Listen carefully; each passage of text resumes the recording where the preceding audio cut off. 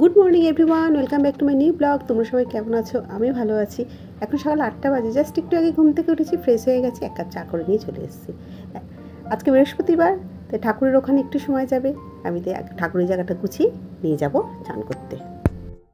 ওয়েদারটা দেখো কি চকচক করছে, এরকমই ভালো লাগে। সকাল থেকে বৃষ্টি একদম ভালো লাগে না।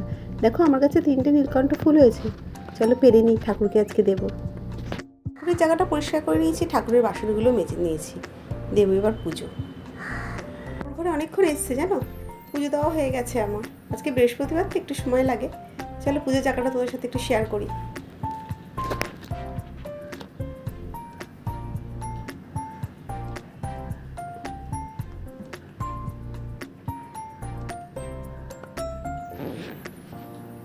চলো রান্নাঘরে যাব, কোনো কিছু রান্নাঘরের কাজ এখনো হয়নি।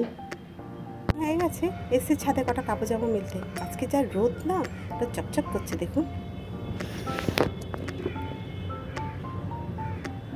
কদিন ধরে অনেক জামা কাপড় ছিল ভেজা, চলুন মেলে দিই। বাজে 11টা, এখন আমি ব্রেকফাস্ট করব। আজকে আমার অনেক দেরি হয়ে গেছে গো। চলো দেখো আমার ব্রেকফাস্টে কী কী আছে। আছে বাটার ব্রেড, একটা কলা আর 1 কাপ চা। চা না খেলে আমার হবেই না, মাথা যন্ত্রণা করছে। চলো টিফিনটা করে নিই। মেয়ে কদিন ধরেই বলছে, মা কী একটা করো না, পটলের পেটে চিংড়ি মাছ দিয়ে, ওটা করো না। চিংড়ি মাছও ছিল, পটলও ছিল, তাই ভাবলাম করেই ফেলি। পটলগুলোকে ছুরি দিয়ে চেঁচে নিয়েছি, আর ভেতরে যে অংশটা থাকে এটা মিক্সিতে পেস্ট করে নিয়েছি। এবার পটলগুলো আমি লাল করে ভেজে নেবো নুন হলুদ দিয়ে। ওই তেলেই দুটো কুচু করে কাটা পেঁয়াজ দিয়ে দিয়েছি, দিয়ে লাল করে ভেজে নিয়েছি। তারপর চিংড়ি মাছগুলো দিয়ে আবারও ভেজে নেব। তরকারিটা দারুণ হয় জানেন।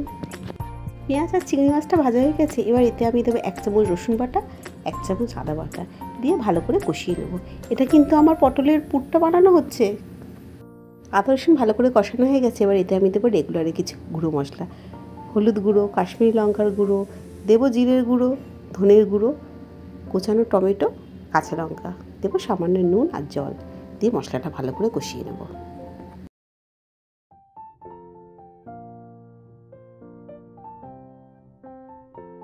এবার এতে দেবো পটলের যে দানাগুলো বেরিয়েছিল না, সেগুলো আমি পেস্ট করে নিয়েছি, সেটা দিয়েও ভালো করে কষিয়ে নেব। পুরটা আমার হয়ে গেছে, গুঁড়ো গরম মশলা ছড়িয়ে নামিয়ে দেবো। পুরটা আমার ঠান্ডা হয়ে গেছে। এবার আমি এক এক করে সব পটলের মধ্যে পুরগুলো ভরে নেব।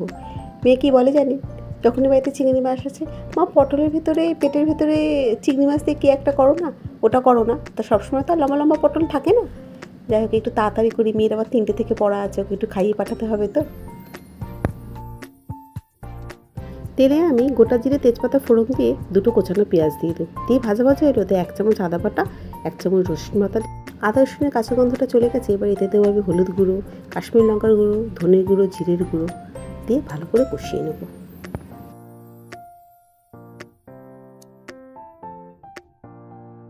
মশলাটা আমার ভালো করে কষানো হয়ে গেছে। আমি পরিমাণ মতো জলও দিয়ে দিয়েছি, দিলাম একটু মিষ্টি। পটলের দোমা মিষ্টি মিষ্টি না হলে ভালো লাগে না।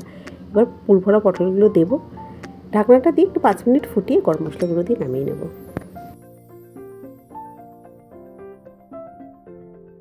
দাঁড়ান, ঢাকাটা খুলে একটু দেখি। দেখেছেন কি সুন্দর দেখতে হয়েছে?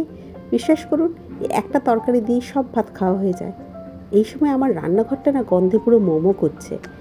যাই হোক, পটলের দোরমা তো আমার হয়েই গেল। মেয়েও কোচিনে বেরোবার টাইম হয়ে গেল, চলুন ওকে খাবারটা দিয়ে দিই। চলো দুপুরে লাঞ্চের মেনুটা তোমাদের সাথে দেখিয়েই দিই। শুধু পটলের দোরমা নেই, তার সাথে আছে ইলিশ মাছ ভাপা।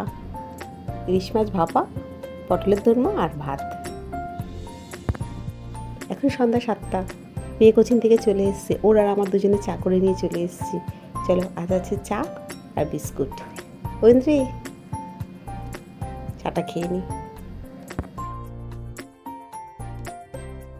দেখো, আজ রাতের ডিনারে আছে লুচি আর সুজি। মেয়ে খুব পছন্দ করে এটা খেতে। যাই হোক, ভিডিওটা আমি এখানেই শেষ করছি। যদি ভালো লাগে তাহলে একটা লাইক করো, কমেন্ট, শেয়ার, ফলো করতে ভুলো না। ভালো থাকবেন, সুস্থ থাকবেন।